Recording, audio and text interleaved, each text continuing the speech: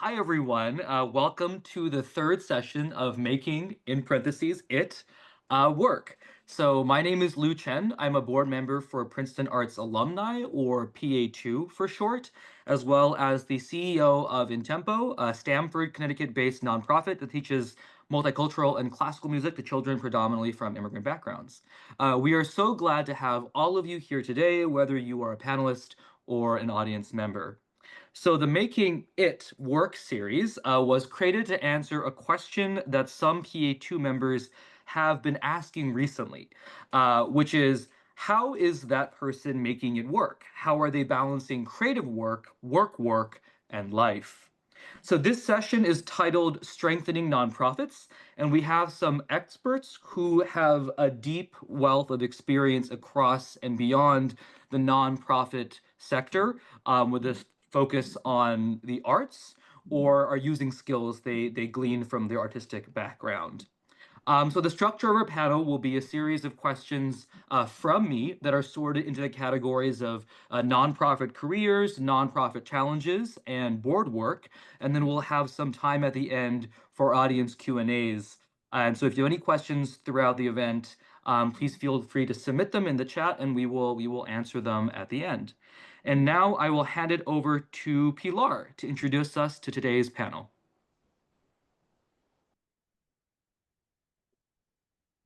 Yes, and we have Lauren on screen. Success.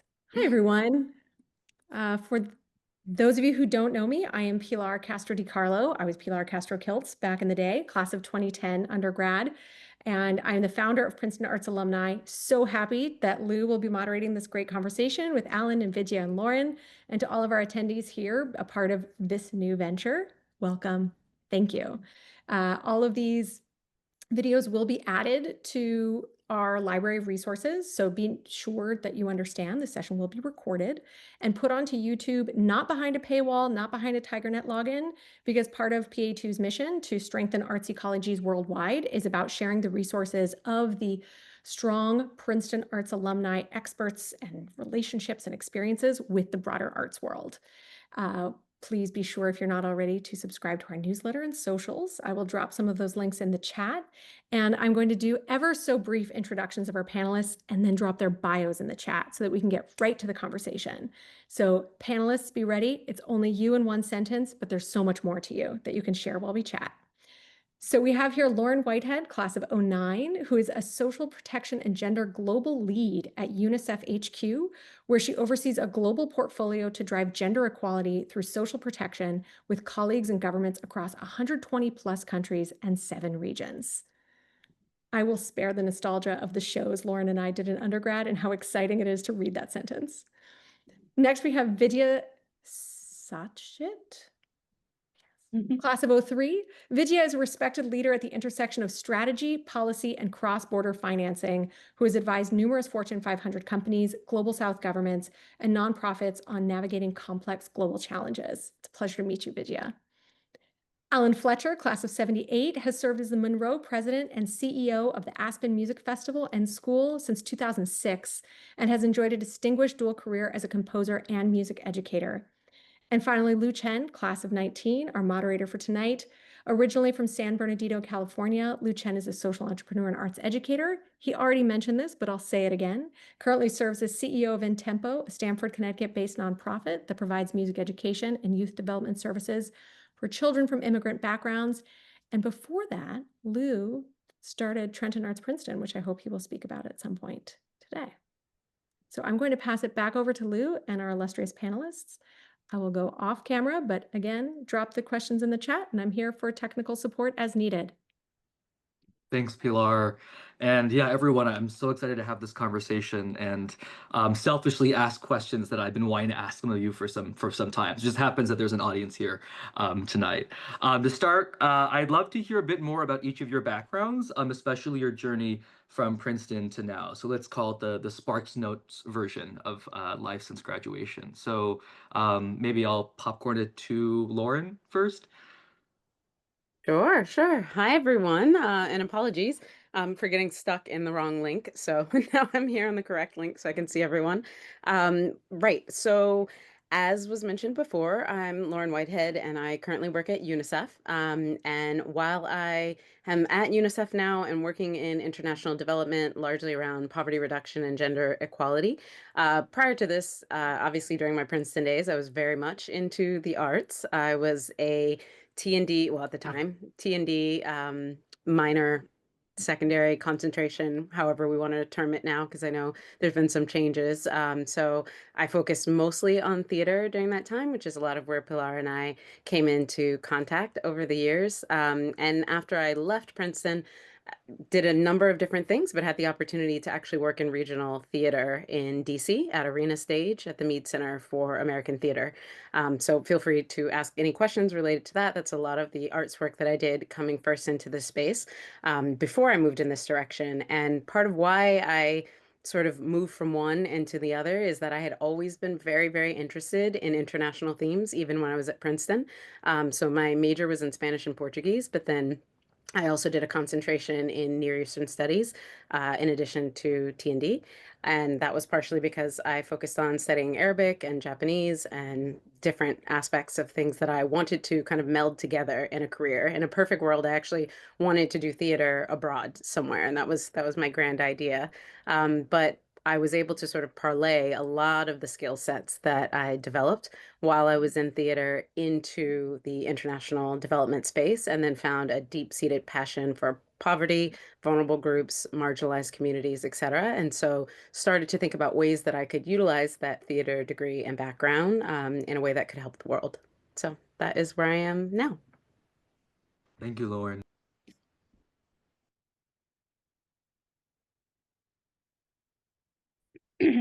I'm happy to go next if yeah. So my name is Vidya Sachet, class of 2003. Have a sort of interesting and kind of diverse career across multiple parts of the world. So I was a history major, East Asian Studies concentration at Princeton, studied Mandarin, played in the orchestra, and came very close to accepting a Fulbright to become an art history master's student in the UK. And instead of that, at the last minute, I found myself becoming a Goldman Sachs banker in Hong Kong. So if you could think of two paths that are so kind of different from one another, I think that kind of encapsulates the ways in which I have felt kind of pulled between and among different facets of my career and my interests and passions over the course of time. So I worked at Goldman for many years in Hong Kong. I was actually a government advisor, and I worked with finance ministries, central banks, state-owned enterprises across the region. And without going into like too much detail, ended up in countries ranging from Mongolia to Kazakhstan to Papua New Guinea to North Korea multiple times. Really a sort of interesting and kind of formative time in my life, where I was able to learn about parts of the world where I had only kind of learned academically until then, but also managed to be in a role that kind of straddled public and private sector. While I did this, I also played violin semi-professionally in Hong Kong. So I played with the Hong Kong City Chamber Orchestra, the Sinfonietta, and kind of continued to play and sort of cultivate that. So spent many years in Asia, moved back to the US after some time working at a nonprofit in Hong Kong that worked with marginalized women and girls, sex workers, new arrivals from China, domestic helpers, on a range of financial literacy and maternal health programs. Came back to the US, did a JD MBA, and then continued to kind of go down the international strategy and policy kind of intersection role. So I spent a few years working for a small firm run by the former head of the British Secret Service, where I worked on geopolitical risk across a range of industries, and also a fair bit of public sector work in that. So I've really like tried to figure out throughout my career how you can do work based in the private sector that kind of touches what international organizations, international nonprofits, foundations, and the like are doing. After that, I spent a few years working in public health and health strategy at Pfizer. And then most recently, up until a few months ago, I was the global strategist at Edelman, which is a strategic communications advisory firm that publishes a piece every year at Davos called the Trust Barometer, where we look at kind of how trust is evolving across institutions from across both the public and private sectors. And, I think in this moment, this question, it's a really sort of salient question across industry, across the nonprofit world, when you think about everything from public health to gender and social and racial justice, and things that I think we'll talk about later in the panel. But I find the thing I have found throughout my career is that a lot of what I have done professionally has also informed the nonprofit work that I do. So I am currently a trustee of the Orpheus Chamber Orchestra in New York, which is it's a well-known institution in that it is a conductorless orchestra that has existed for over 50 years. There are HBS case studies about it, about sort of collective and shared leadership and what that looks like in the arts. And then prior to that, I was the board chair for many years of Saki for South Asian Women, which is a nonprofit that works with survivors of gender-based violence in New York. And I think this is such an important discussion to be having at such a critical moment in the world, because so many of the challenges that leaders are facing across institutions are intersecting in really sort of pivotal ways. And so, yeah, I'm excited to be here. Great. Shall I be next? Okay, so I'm Alan Fletcher, class of 78, and I was a music composition major at Princeton, went on to graduate work, ending in a Doctor of Music at Juilliard, and became a professor of composition and theory at New England Conservatory. And then a funny thing began happening, which is that people wanted me to do administration. First, they wanted me to be on committees, then they wanted me to lead the committees, then they wanted me to be on the staff. And I was sort of pushed unwillingly into it, and then I really enjoyed it. So I did become the provost of the conservatory and then head of the School of Music at Carnegie Mellon University. And then for 20 seasons, I've been leading the Aspen Music Festival and School. We're in Aspen, Colorado. We are one of the largest classical music teaching festivals in the world, and we typically have about 500 young people from 40 countries who come to Aspen. And it's a very, very concentrated, intense experience. And yeah, I've been looking at some of the questions popping up already. And so I thought I would just begin into that by saying or it was part of Lou's introduction too. I am an active composer. I'm writing music all the time. And to me, composition is such a lonely practice that I actually need the super social, administrative, organizational life that is my day job. And so I never feel torn between them. I always feel as though it's a extremely constructive balance. Thank you so much, Alan. So yeah, I kind of want to go back to the beginning and consider what the word nonprofit might conjure up for young people. I know that when I first heard the word nonprofit, I was like, nonprofit, no money, making no money. And I think that's the association that a lot of people in college have. I think there's also an association between nonprofit and social good. But I'm wondering if you could talk a bit more about your own experience when you were at Princeton. What did the word nonprofit mean for you, and how has your understanding of that word and that field evolved over time? Well, if I may, I'll jump in, because I do think the term nonprofit is, I mean, it's technically correct, but it's a misleading feel to it. And in Spanish, we are called organizations sin motivos de lucro, without the motive of wealth. Mm. And that I like better because we are dealing with money every single day, and we have all of the same financial planning that a for-profit organization would have, but we are doing what we do on the basis of a mission. Yeah. And so we're always mission driven, and everything, if we're doing our job right, every day we're thinking, does this align? And not, is this going to make money? That's not the motive.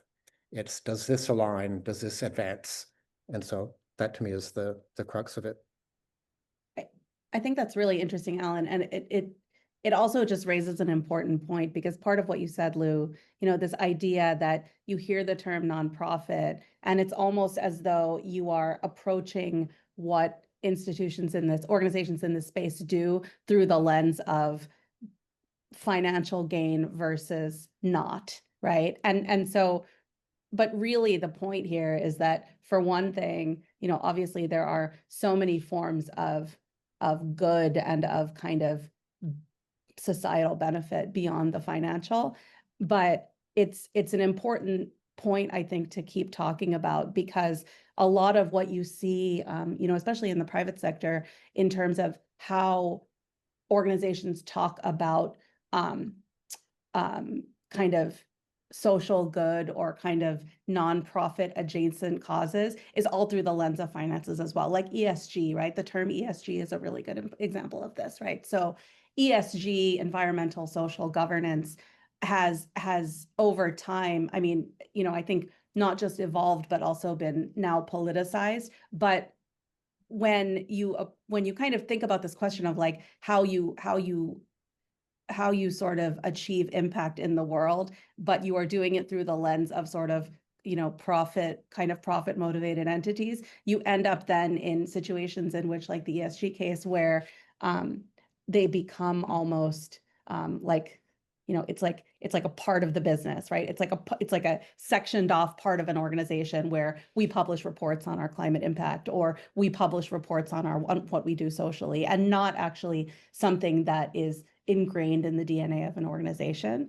And so for me, as a leader who kind of works both across public and private sector, and obviously spends a lot of my time like thinking about the kind of not-for-profit world, this question of actually how you integrate and don't just have like the pharma company that has a philanthropic program where they donate drugs in some part of the world, or the kind of company that is aggressively profit driven but sends people out to do community service once a year, right? Like I think there's something broken there that is kind of really interesting to talk about, and has to be sort of reshaped by the kind of next generation of leaders.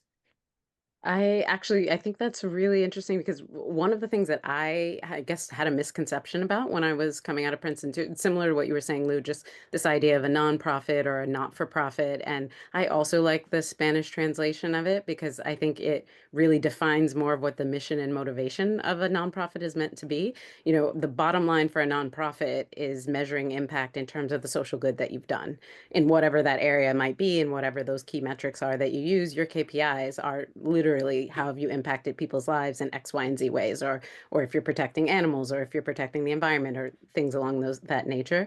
And something that I sort of toyed with for a while when I was in graduate school. So I did my grad degree at Georgetown. After Princeton, I was in the School of Foreign Service, but one of the concentrations I focused on there was social enterprise, because I was really, really interested at the time in trying to understand, what is this intersection between business and between social good? And are there ways to be more involved with organizations, with entities that are trying to do that? For example, B Corps, for those who might be familiar, who help measure both the financial bottom line as well as kind of the social good bottom line. And what are the ways in which we can invest more and drive people to invest more in this kind of dual perspective, looking between financial gain and social gains. And so for quite a while, I actually was really interested in doing that, which is part of what led me to working for the nonprofit BRAC.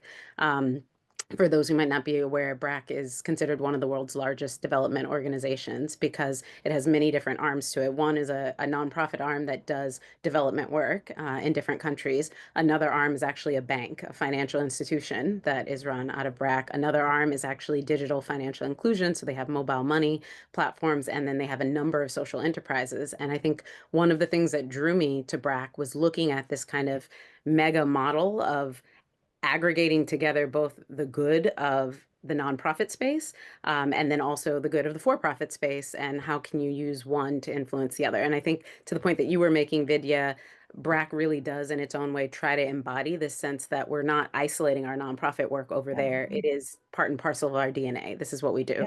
Yeah. Very similar to Grameen. And I saw actually that you have a connection Yeah. to Grameen as I'm well. on the advisory board of the Grameen Yeah. Foundation, which I somehow completely forgot to I know. mention when I I was forgot to mention talking about BRAC, and I spent 6 years there. So like, Well, no, Lauren, it's funny yeah. you should mention that. Lou knows my older brother, who was Princeton class of '95, and is the CEO of Axion, which is also Oh my gosh. in the financial I inclusion space. interned there So I will millions of put you years guys ago. in touch, and you will have the shared financial inclusion, Oh, Princeton, that's commitment to amazing. the arts, all kinds of intersections. Oh, So that's amazing. yeah, Tiny world. there we go. I also Networking did a live in Fulbright action too. here. Yeah, I heard yeah. you mention I did a Fulbright in Ecuador, so I There think you go. we have a lot of here.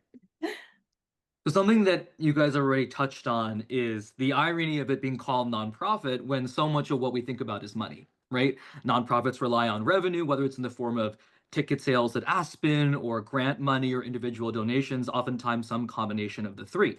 But there is this tension that I personally have noticed between the obligation we have to our community, however we define that, whether it's the students that Intempo serves or the students that Aspen serves or the women that your organizations have tried to help, Vidya, and the funding priorities of the people with deep pockets who ultimately, through their money, get to decide to some extent the trajectory of an organization's priorities. So I'll give you an example. Like Alan, I imagine on the one hand, you're trying to cultivate the best possible musical experience for your students, exposing them to new genres of music. But on the other hand, you might have more conservative audiences who want to hear kind of the old war horses and chestnuts from the classical era, or Vidya and Lauren as professional advocates for gender equality and racial equality. I imagine there might be a bit of a disconnect between what you're seeing on the ground and what people with millions and millions of dollars to give away might misunderstand in all good faith, just because they're not proximate to the issue. And so my next question is, how do each of you navigate that tension between serving your cause, be it gender equality or artistic innovation, and meeting your bottom line, bringing in enough money to balance the budget at the end of the year?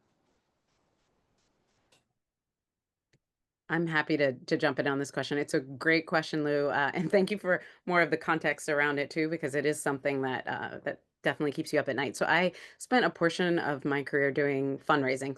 I still do it now, even though I'm not a full-time fundraiser, but having to do a lot of work in that level of development. And I will say, no matter what industry you're in, especially in the nonprofit space, no matter what industry you're in, when you're trying to raise money for any kind of a cause, it is an uphill battle between hoping that your funders, obviously, they're interested in investing in this particular area. They have some sort of passion for it. It meets their mission, it meets their bottom line, it's something along those lines. Otherwise, they wouldn't be approaching.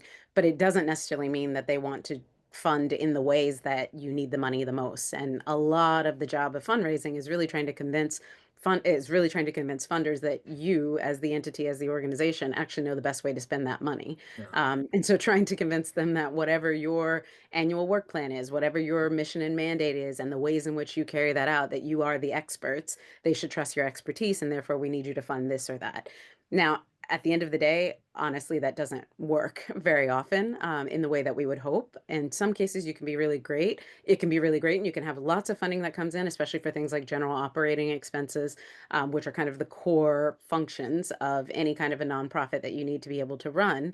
But more often, what we see in the space, and especially something that I'm seeing a lot now in the UN, is there's this earmarking and almost pigeonholing of funds for very, very specific purposes that make it so difficult Yeah. for nonprofits to operate. And it's so frustrating because you are the experts on the topic, far more than the funders that you're working with, which is not to say they have no expertise.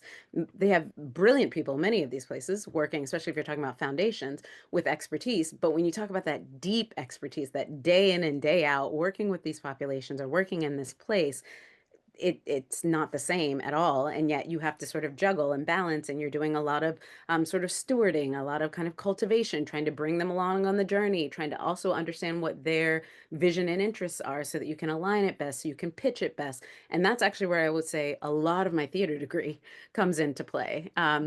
And I'm very transparent about that. But one of the things that I end up doing quite a bit is trying to use some of my own arts background to kind of persuade, bring people into a vision, help them see what it is that we're trying to architect in the world, and use that in a way to sort of woo some of these donors in the right direction or not.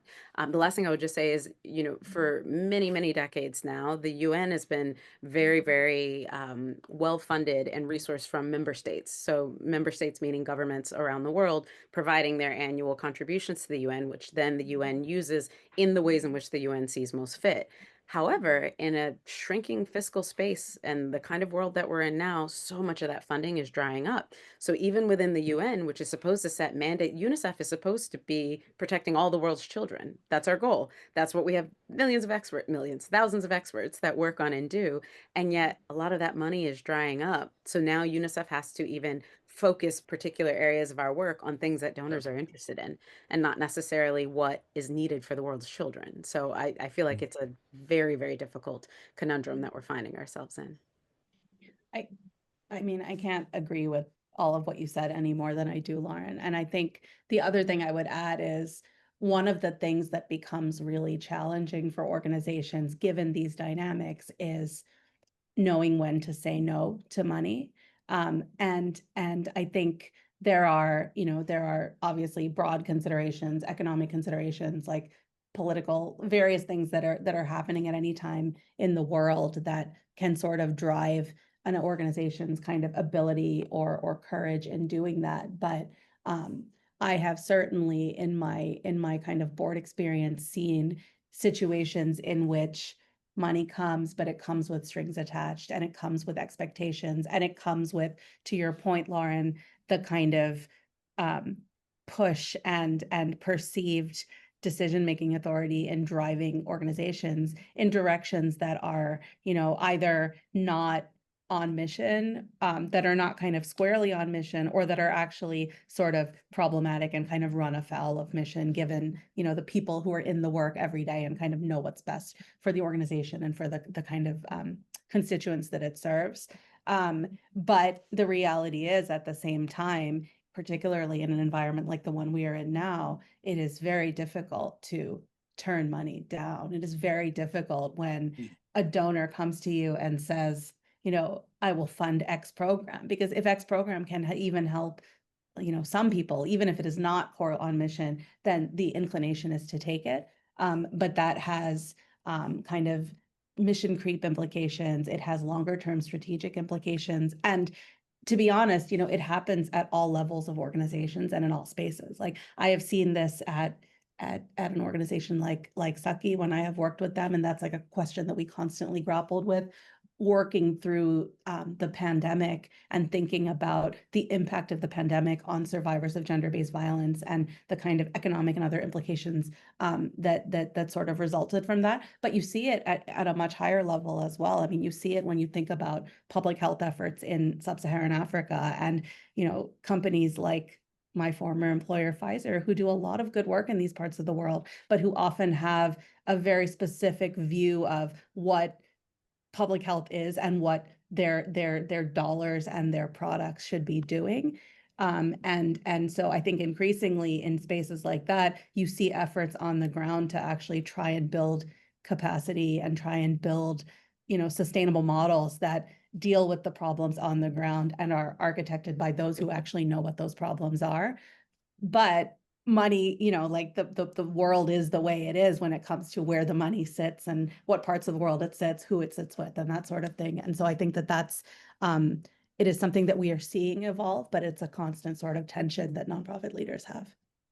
You know, I am living in exactly the same landscape that you describe, but I want to turn the camera in a different way on the same situation, which is that I start every conversation with important donors and very large donors with the question, what do you want to achieve? And indeed, a number of times I have to say, you know, I don't think we're the right place for you then. Yeah. And even down to something as specific, because it was in some of the questions Lou sent in advance. I can think of a specific board member who really did just want to hear Beethoven and Mozart. And in a very friendly way, or somewhat friendly way, I had to say, well, we are not the place for you, because that's not what we're about. And however, when you do find that alignment, it becomes very powerful then. And also, I mean, maybe it's our extreme good fortune in our organization, but I'm thinking back to board chairs, and we had a new board chair who was a very important figure in Goldman Sachs, by the way. And in his first meeting, he and I had not discussed this, but his first meeting as board chair, he said, does everybody in the room understand what fiduciary responsibility is? And people were like, yes. And he said, okay, good, because that is what we do.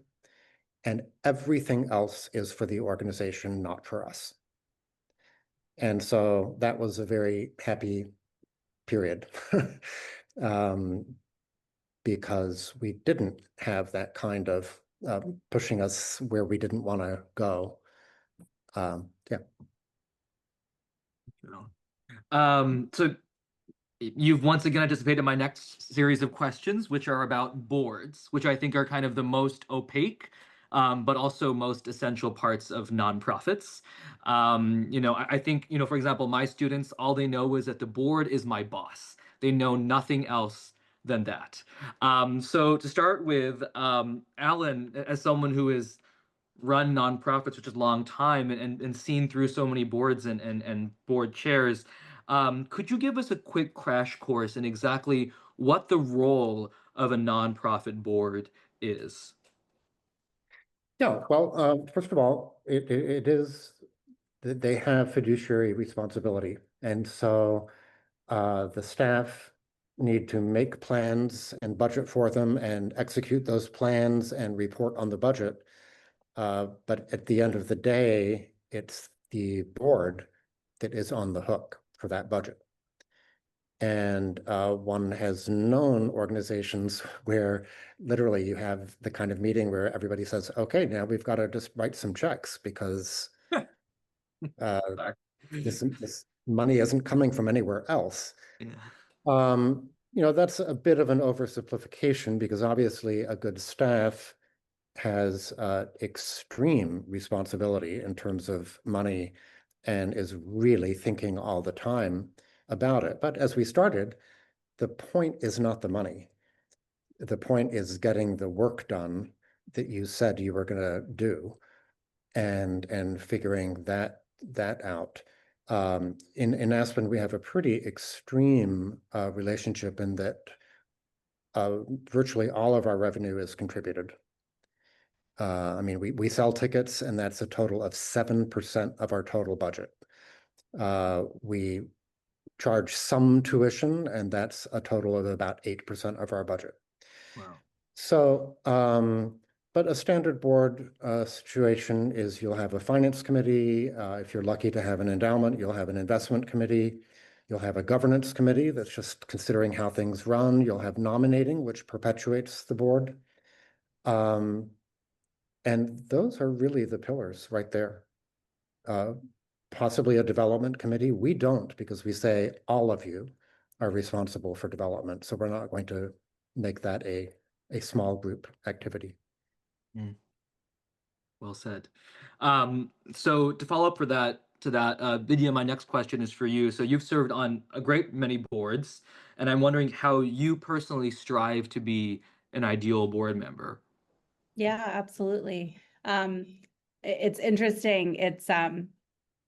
I was talking to a good friend who's a leader in the nonprofit space recently, and she was telling me that she's really struggling with her board because most of the board, it is their first board position, and they are sort of they have the training wheels on and are kind of learning what it is to be a board member on the job. And of course, everyone has that experience at some point in their kind of nonprofit board journey. But for most of the board to be in that place at the same time, I think is creating challenges for this leader.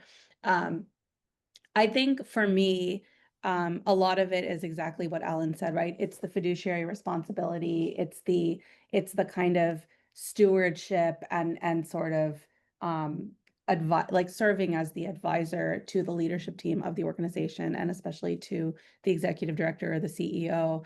And I think as it is as important as a good board member to know what your role is not as it is to know what it is, right? It is not interfering in day-to-day operations of the organization. It is not believing that with your money and your time comes the right to infringe on, the leadership's kind of decisions about not just the day-to-day operations of the team, but of the organization, but I would say even the broader kind of strategic direction of the organization. I think any strong leader in the nonprofit space will obviously consult the board and lean on them for guidance and for advice and for stewardship through transformational changes in an organization.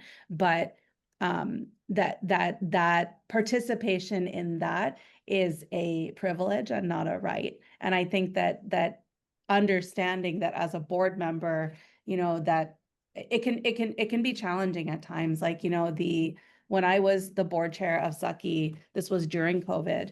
I remember, we were supposed to have a gala. The gala got canceled. The place where we were supposed to hold the event refused to return our money. I was all of a sudden getting on the phone with like Tish James's office trying to get it back. And but also, you know, uh, leading a board through such a difficult and kind of transformational time for an organization.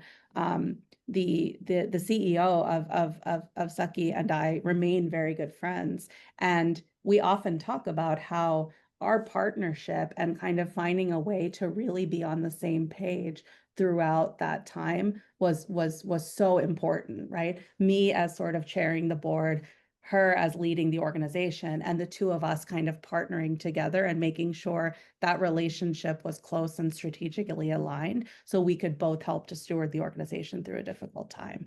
And it's not just about money. It is,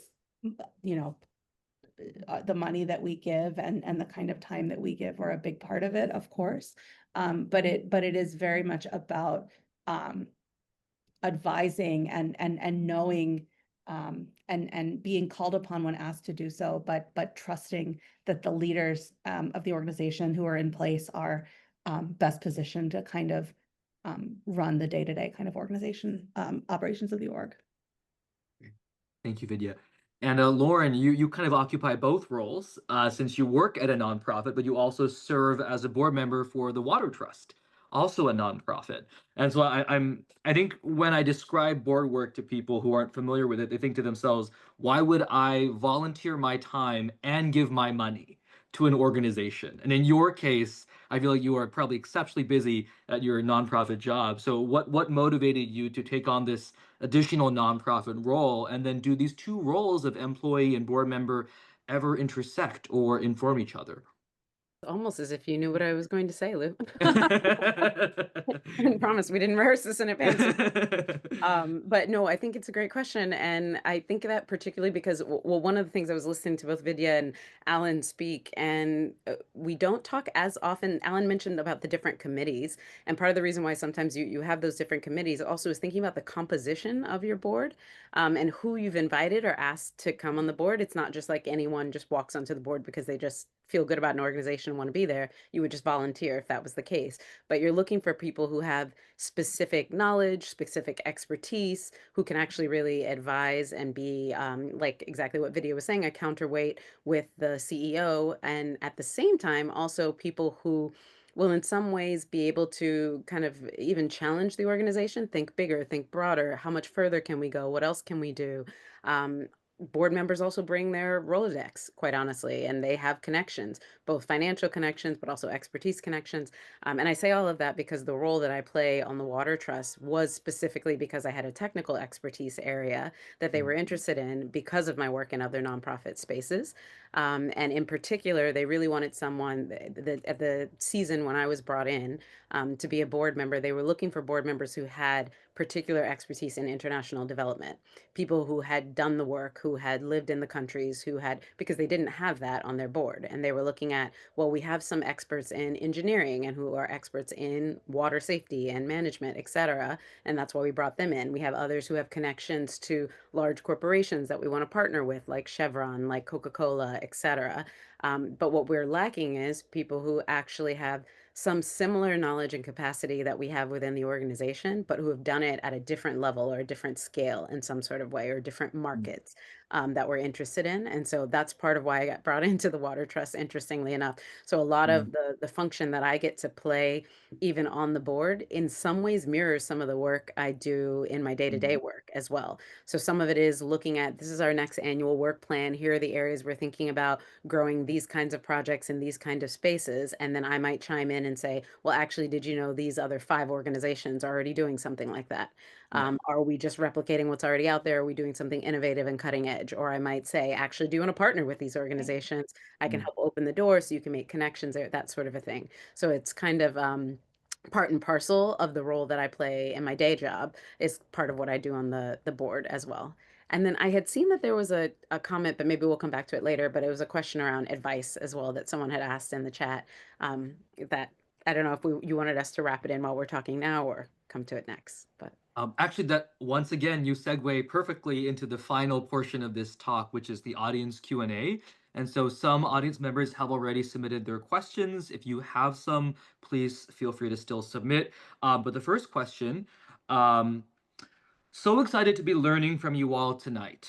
What advice would you give to someone looking to start a career in this moment? For context, I am a recent undergrad alum who is looking for my first role. I'm networking, but finding it hard to find a job in a nonprofit. I'm happy to jump in on this question, if others are okay with that too. Part of the reason why I brought it up was because I saw it, and it's a question that I get a lot lately. I don't know about you, Alan and Vidya, but I can't count at this point the number of coffee chats and things like that that I've had with different grads or recent grads or imminent grads who are all grappling with this question, especially when it seems like there's so much crisis that's happening in different spaces that we're all working, especially from a financial perspective. A lot of organizations are contracting. They're not necessarily hiring at the same rates they were at this sort of a thing. And I think one of the things that has come through really clearly in speaking to especially young people who are coming out in this space now is feeling that they just don't have the same kind of opportunities that people in previous generations have had, that the runway isn't there. It's kind of been, pulled up. And therefore they can't get the right kinds of experience or the right kinds of foot in the door in different places. And so what can you do in this kind of context?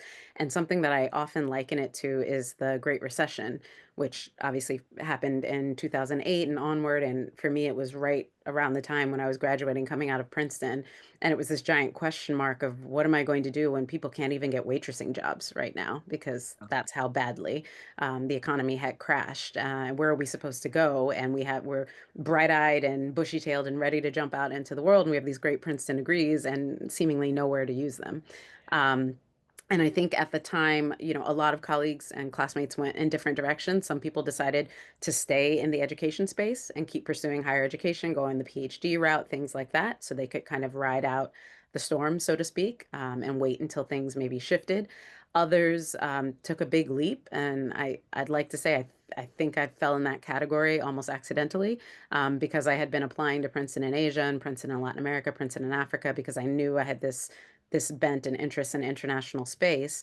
and was fortunate enough to get a slot in Princeton in Asia. And something I mentioned to people is it might not seem like it's the most linear path to where you want to go, but a lot of what your next steps are coming out of Princeton, it's really about gaining skill sets, especially that early in your career. So wherever and however you can do that, whether that is volunteering for an organization, whether that is tapping into some of your networks, even tapping into your parents' networks, your parents' friends' networks, who can sometimes offer you opportunities, even though some of them may not be paid or may not be highly paid to begin with. It's a great way to gain experience and build skills, because ultimately what you want to pad your CV with as you go forward is showing that you have these translatable skills, adaptable skills that can be used in different contexts. And in my case, I went off and taught. And I taught for a while, but while I was teaching there, I taught in Thailand. I lived in Thailand for 2 years with Princeton in Asia. But while I was teaching there, I was able to also volunteer originally at a nonprofit. And then that nonprofit ended up hiring me my second year there. And so I was able to actually build out a whole new skill set, which was my entry point into the nonprofit space, almost accidentally.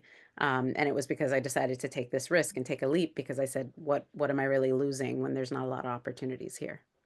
Yeah, I mean, I completely agree with all of what you said, Lauren. I also think that like, you know, my trajectory and my path is quite different from yours. And I mean, for somebody who wanted to study art history, saw myself becoming an academic, was very sort of, you know, committed to the arts and to kind of social good and social justice, and then somehow found myself in the most kind of aggressively capitalistic role possible right out of college, right? But having said that, it was transformative for me in seeing another part of the world and traveling and gaining, you know, frankly, a range of skills that continue to serve me to this day, and that were my entry into a variety of things that I have done throughout my career, whether that is, you know, being able to advise high-ranking civil servants, or whether that is being able to communicate something effectively, or whether that is language skills, or just cross-cultural fluency, right? Which I think is a sort of one of these kind of intangible and sort of really increasingly important kind of skills in the world. So and in the same way in which I was lucky, because I think my first role was something where I actually did enjoy big enough components of the work that I have then been able to kind of incorporate them into subsequent steps in my career. But I think sometimes we make the mistake of thinking about our career as a linear, straightforward path, and it's just not, right? It's more like building blocks or Legos. Like, what are the kind of building blocks that you want to assemble over the course of time? And one might come from over here, and one might come from over here, and they may fit together in an unusual way, and they may not even fit together in a way that you realize until later. But I think especially in this moment in the world where so much is changing, you know, not just in the kind of nonprofit and art space, but in technology and in, you know, like there is so much happening. We are at a really unprecedented moment. I hate using the word unprecedented because I feel like we hear it all the time, but we really are at an unprecedented moment of like sort of technological and kind of human innovation. And as we move through that, it is it's more about figuring out like what are the skills that I want to acquire, what are the kind of experiences that I want to acquire in kind of shaping me into the person that I'm going to be professionally in 2 or 5 or 10 or 20 years. And things that you may not think will be valuable today will actually prove to be invaluable as you kind of move forward. Yeah, and just some specific advice. I'm sort of giving a commercial for our summer organization, but we hire about 200 people who come out just for the summer and doing a huge variety of stuff. But we had a undergrad from Princeton last summer, and she could have been in our development fundraising, because what you really need for that is just a lot of social grace. And she had that. She could have been in production, because you just need a lot of attention to detail. She could have been in student services, where you just want empathy. She ended up in our community engagement department, organizing community events all summer, but she created her own project looking at the economic impact of our organization on our whole community, uh, did a quite brilliant study. And so she'll probably be hired back into our marketing department. And, to what Lauren said, for her resume, that's going to be a really great thing. And it isn't exactly volunteering because she was paid, but it was a short-term commitment just for the summer. And so that's the way. Thank you, Alan. So we'll end with the final question of the evening from another audience member. I think it's the perfect question to end on. So, did you ever feel uncertain pursuing an unconventional career in college? How did you overcome that feeling and build your career to where you are now? And I think this will touch on a lot of the themes we've already discussed. I'm happy to start. I felt it then and I still feel it now. I constantly feel it. I am caught between different worlds. I'm now at a moment where I am sort of quote unquote taking a break as I think about what's next for me. And some days it's one thing, some days it's another thing. And it's funny because I've had, I think, the benefit of like a really diverse and interesting career. But the flip side of that is that it's like, well, I don't perfectly fit anywhere, but maybe I can shape something that actually is all the things that I'm looking for. I would say like embrace it. The best way to do it is to just embrace it. I was like the sort of unusual like history major who knew nothing about what banks did and ended up in this job. And my friends were all just like, what? Like, what? Why are you doing that? Like, who are you? Like, why did they hire you? Like all kinds of questions.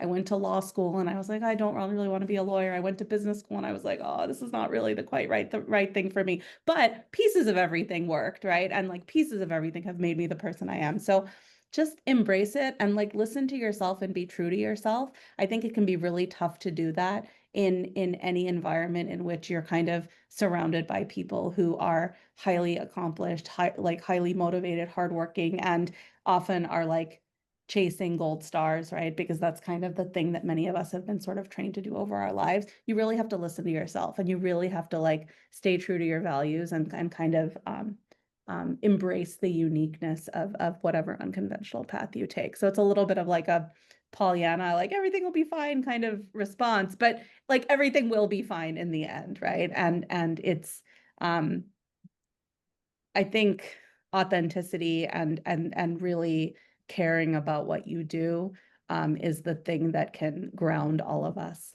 especially in this moment. Yeah, and I love the word authenticity. So I think you're going to be okay if you are in some way making your own choices and not doing something because it looked like it was the right thing to do or the smart thing to do. And I had only a few people say to me when I was an undergrad at Princeton, why are you doing that? You could really do something, meaning a career in the arts was not really something. But on a sweeter note, my mother, who was a musician, came out to my first summer in Aspen, and it was very glamorous. And Aspen is a weird, weird place. As you know, Lou, you were there last summer. But the music festival is fun, and we had Yo-Yo Ma, and we had Renee Fleming, and we had Joshua Bell, and it was all good. And she said, when you were a kid and said you wanted to be a composer, I hope I helped you, but I said to your dad, this one, I'm one of many kids, this one lives in the attic and eats Cheerios. And we're looking at the twinkling lights of Aspen, and we had just had dinner with Yo-Yo Ma. And she said, this turned out okay for you. So uh, I do like what said, just keep at it and keep enthusiastic and keep authentic, and things will probably be okay. Yeah, I'm laughing because Alan, I think my parents also thought I was going to live in the attic somewhere and Yeah. be kind of needing their support for the rest of my life. But I would say find your thread. Something that I have thought about because similar to what Vidya said, I have not had a linear path.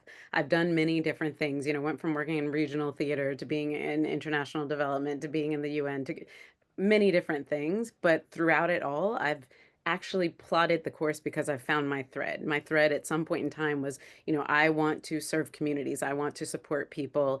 And then I kind of kept narrowing it down. I want to support these types of people in these types of ways. And so I need these skills. But because of holding on to that thread, which I honestly was not conscious of at the time while doing it, I sort of just followed where my instinct was leading me. At the end of the day, it makes it so much easier to look back and reflect and be able to tell that narrative of how I ended up where I was and why I ended up there. And I think when I left Princeton, just like you were saying, leaving with a history major and ending up in the corporate space, I left from Spanish and Portuguese and then moved to Southeast Asia. And everyone in the department was confused and they said, "Why wouldn't you wait and go to Princeton in Latin America? That would make a lot more sense for you." And I said, "Well, I've actually never been to Asia before, and I don't know when I'm ever going to get another chance. So maybe let's try this." Also, the offer came first. So I was eager to jump into something. And look, it led me on the path that I needed to go on anyway. And I found many ways to reconnect back to my Spanish degree. And even while I was there, to bring in my theater degree.